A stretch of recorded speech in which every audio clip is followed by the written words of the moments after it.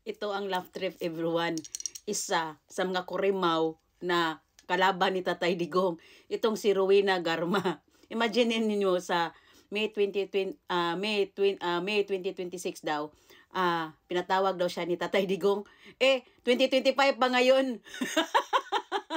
Grabe, panoorin nyo.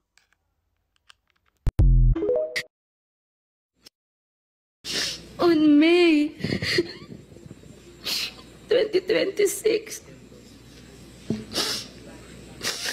I received a call from the President about the war on drugs during the former administration.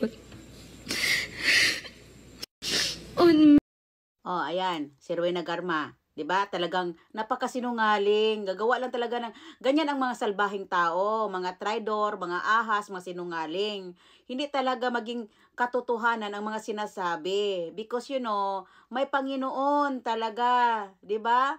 Ang layo pa ng 2026, 2025 pa lang natin ngayon. Bakit umabot na siya sa 2026? Ano 'yan? Ha? 'Di ba kaloka, sinungaling talaga. Ganyan ang mga sinungaling, everyone. No? Kahit papaano, makikitaan mo pa rin yung mga salita nila na walang katotohanan dahil lumalabas pa rin sa sarili nilang mga bibig. Mirisi. Ha? Isa kang lap trip, isa kang clown.